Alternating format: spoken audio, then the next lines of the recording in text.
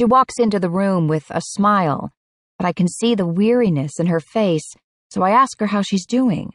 With forced cheerfulness, she declares, "I'm fine." After she sits down across from me, I lean in, look her in the eyes, and gently inquire, "Okay, how are you really doing?" She sighs and shifts her gaze downward. "I'm worn out," she replies. "I'm tired of trying so hard all the time." She tells me about all the pressure in her life. Whether it's her looks, her relationships, or even her faith, it seems there's always a standard to meet. She carries an impossible to-do list in her heart that never gets completed. She lives in fear of letting someone down, and yet at times resents the very same people she's trying to please. Sometimes she fantasizes about running away from her blessed life just so she can have some peace. She says it's been this way as long as she can remember, and she doesn't know how to live differently. I nod in understanding and think of how I've wrestled with the need to be perfect, too. The struggle began in my teenage years when I realized there were expectations to be met in every area of my life: school, social relationships, and even spirituality.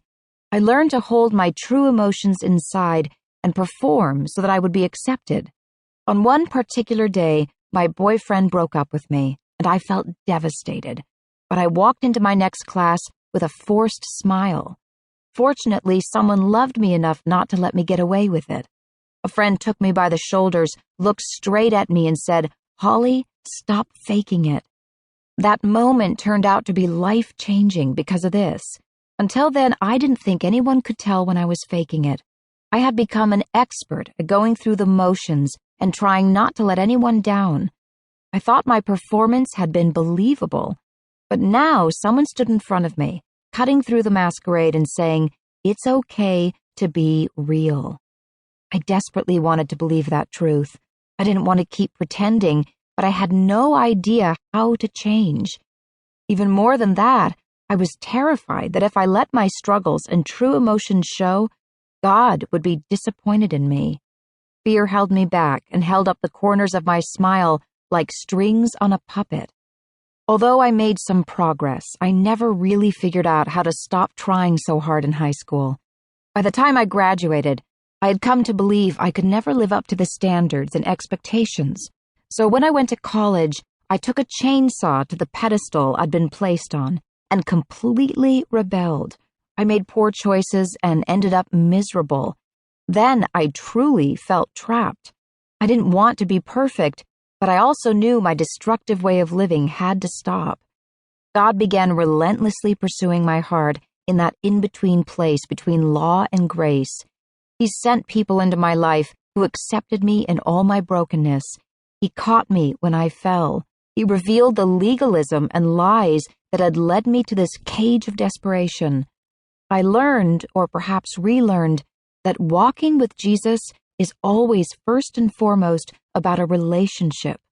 My heart had begun to heal. Then I got married and began a career. In my mid-20s, my husband and I decided to start a family, only it didn't turn out the way we planned. 7 years of infertility and loss led me to struggle desperately for control of my life. I thought if I could just do everything right, then surely God would give me what I wanted. But He didn't. I fell into depression, and He met me again in that place. He showed me once more how hard I'd been trying to keep it all together, and in that season, I learned how love could hold me together even when my world fell apart. God has continued to peel back layers of perfectionism in my life bit by bit. He's restored me in more ways than I even knew I needed, and He continues to do so.